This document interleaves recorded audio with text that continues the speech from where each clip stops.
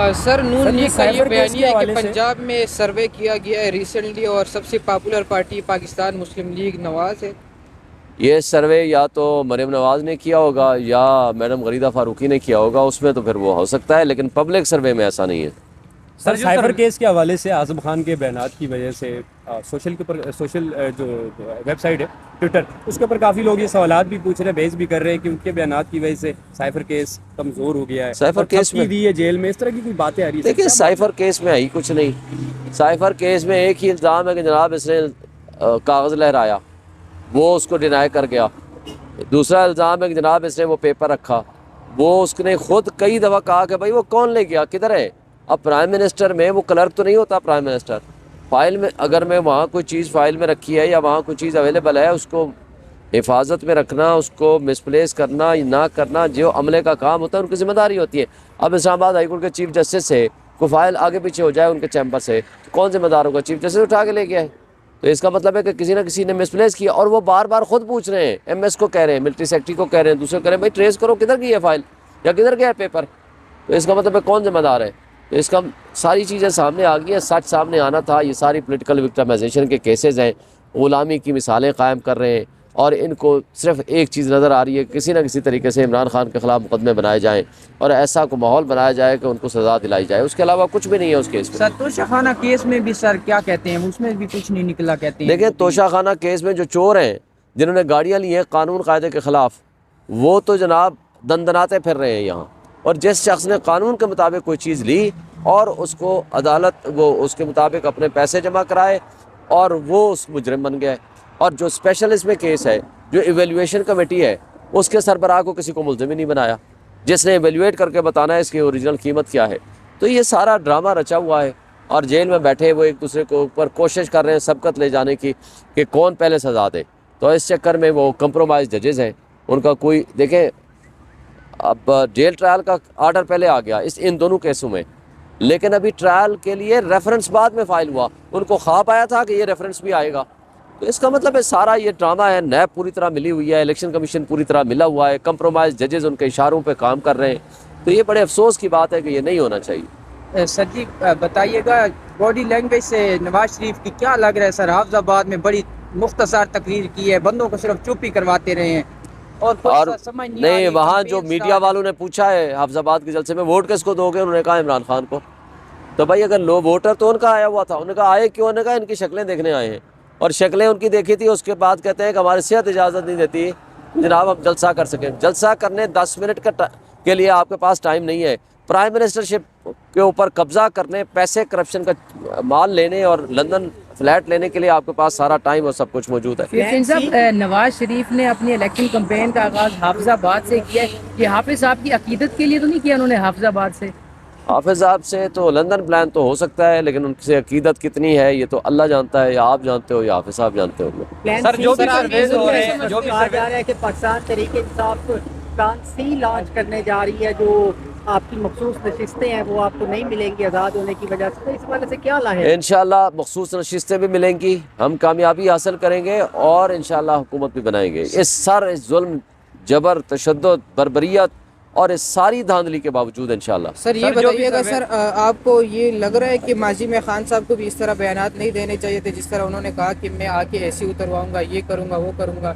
تو کیا سر یہ کسی سیاسی جمہوری پارٹی کو یہ کرنا چاہیے؟ سر دیکھیں، سب سے پہلی بات یہ ہے کہ عمران خان نے ہمیشہ حق سچ کا ساتھ دیا ہے، سٹینڈ کیا ہے، قانون کی بالادستی کے لیے کام کیا ہے، رول آف لاء کے لیے کام کیا ہے۔ اس وقت پاکستان کی سب سے بڑی پولیٹیکل پارٹی کے وہ سربراہ ہیں، لیکن ان کو وکٹمائز کرنے، ان کے خلاف مختلف طرح کے الزامات لگانے کے علاوہ ان کے پاس کوئی کام نہیں ہے۔ تو لہٰذا عمران خان سچا ثابت ہوا ہے۔ عمران خان کے ساتھ آج پوری قوم کھڑی ہوئی ہے، اس کے وی این کے ساتھ کھڑی ہوئی ہے۔ باقی سارے یہ ڈیل کر کے آتے ہیں، ڈیل کر کے بھاگ جاتے ہیں، اس ملک کو انہوں نے بیڑا غرق کر دیا ہے۔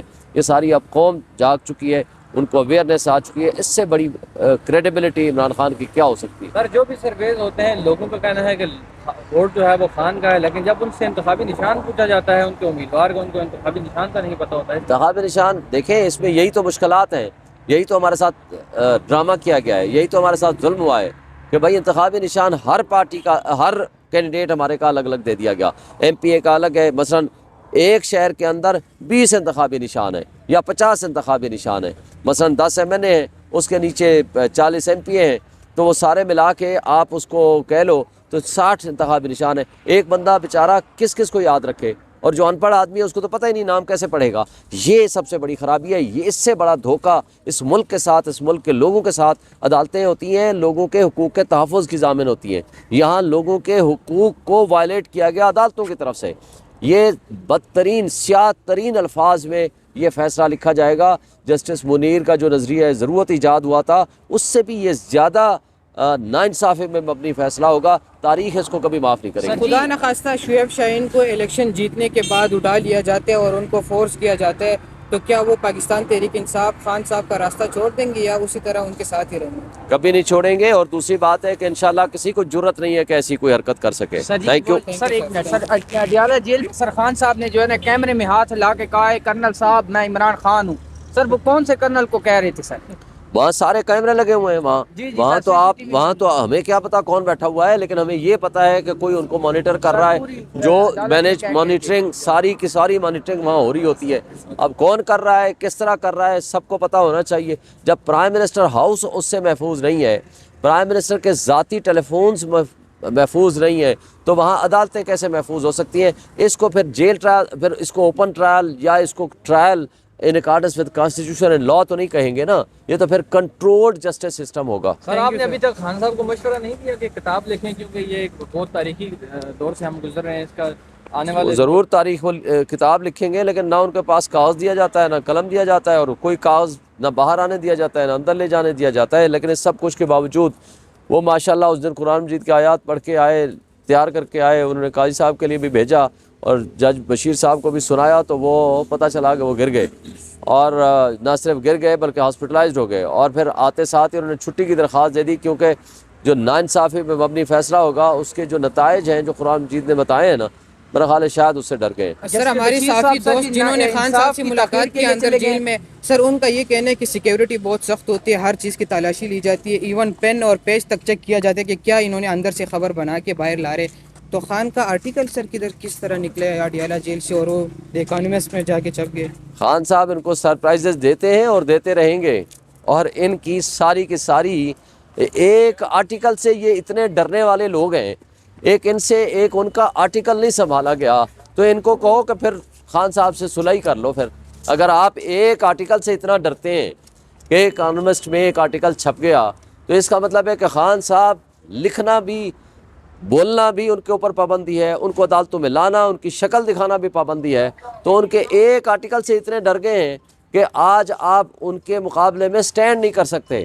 تو اگر وہ باہر آ کر کے ایک جلسہ یا 2-4 جلسے کرنے کی اجازت ملی، تو مجھے بتائیں یہ بونے سیاستدان اور یہ وہ اداروں کے وہ لوگ جو ڈرائنگ روم میں بیٹھ کے سیٹوں کی تقسیم کر رہے ہیں، وہ نظر کہاں آئیں گے؟ وہ آپ خود اندازہ لگا لیں۔ آخری سوال سر، جہانگیر ترین صاحب کا جہاز بھی سر تیار ہے بالکل آزادوں کو اٹھانے کے لیے، سر کیا کہیں گے اس پہ، کوئی بیان دیں گے؟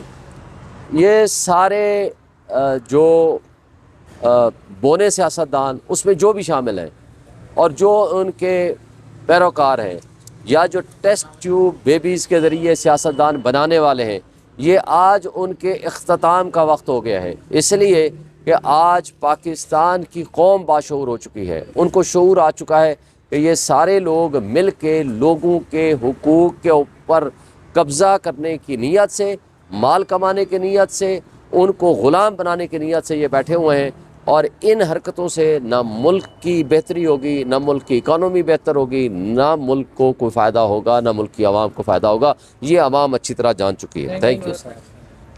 یہ لے لو بھائی۔ اب واپسی پہ بھی ہم کھڑے ہیں سر۔